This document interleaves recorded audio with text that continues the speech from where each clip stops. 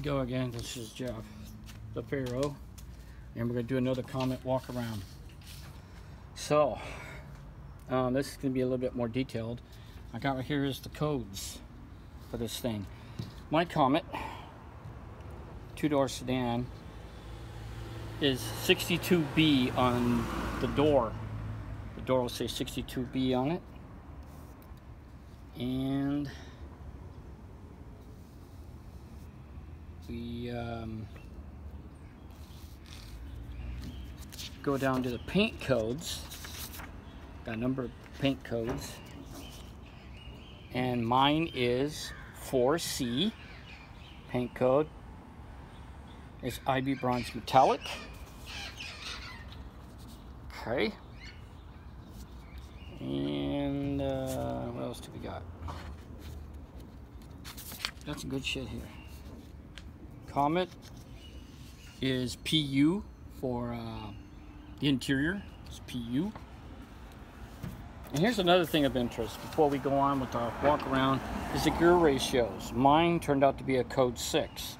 It's a 300:1 or 3.00 rear end.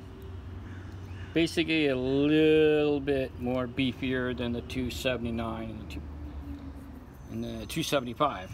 Now the transmission is a C4 automatic, which is a W on my car. Okay.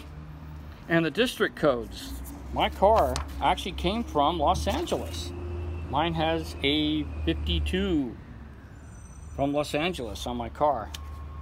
And it's got, of course, options for the V8 engine, 302.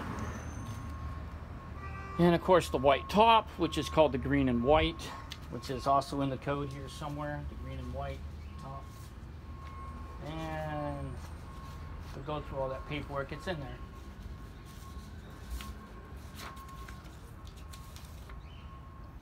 Oh, it's on for Lincoln Black, yeah. Anyway. So we're going to do another walk around on this thing. I know some of you guys are getting bored of looking at this Comet, but hey. We're going to be doing some more cleanup work here with a lot of degreaser. You can see that the water windshield washer pump is completely wasted and rusted out. Believe it or not, I checked under the car and there's no rust, thank God. But that is rust out. That needs to be replaced. The heater core, I found one for 80 bucks, so we're going to get a chance to put that in. And the rest of the engine's kind of greasy.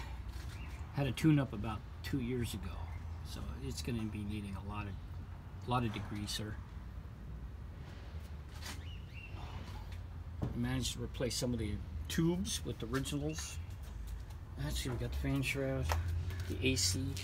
The AC is beat to hell, but believe it or not, it did hold the charge for a little while. It did work, but then there's a leak somewhere in one of the lines, so we're going to have to go back to my AC guy. We're going to have to go and trace it and repair it. You see the overflow bottle. I decided to put this on for an overflow. Originally right here is supposed to be the windshield washer reservoir. But since it doesn't work, right, so I'll just put this on and do the overflow. Once I get that pump replaced, which I'm still looking for a part for, then we will put it back in. Let's see. Well, we got the grill. Chrome's still pretty much decent. These wheels are very rare. Came with these steel wheels and matching hubcaps, which is pretty cool. What you guys seen. The interior is pretty good, except for the dashboard's cracked and the rubber around the windshield is cracked. But if you see, all this is still pretty much original. Slight stitching. Go up to my stitch guys, see if we can stitch it back together again. It's got the carpeting, and steering wheel, of course, is cracked. That's standard. I don't know how you're going to be able to replace that. Got all the doors. Some of the rubber needs to be redone. but considering it's in pretty damn good shape, at least the inside. And of course the factory floor ship, which is real cool. And of course the white top, white vinyl top, Mercury Comet. And it's got the patina, and apparently the car has been dinged up over the many years before I got a hold of it. And look at these liquid traction bars.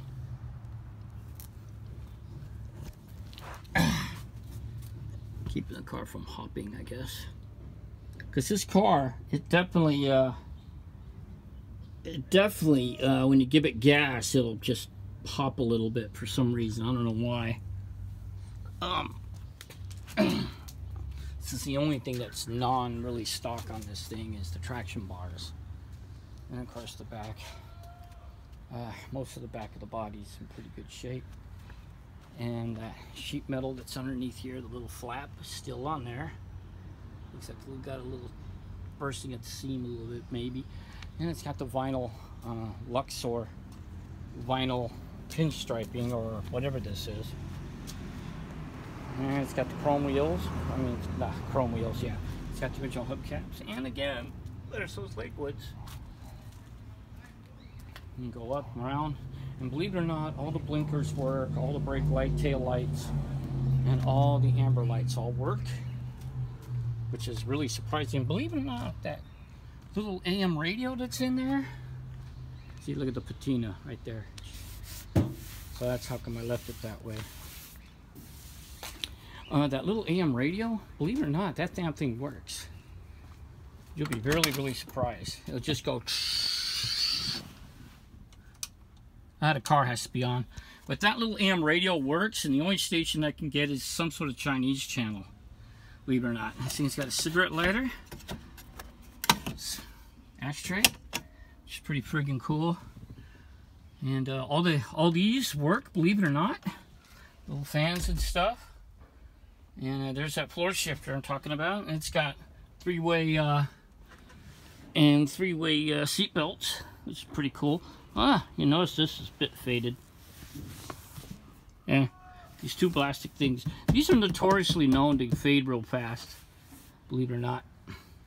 So there you go. This is the Mercury Comet walk around. I'm going to be doing a little bit more tinkering on this thing. And sometime tomorrow I'm going to take it down to a car wash and give it a good clean. And there's the V8 again, and we're going to clean that up too. See if I can find me some engine degreaser.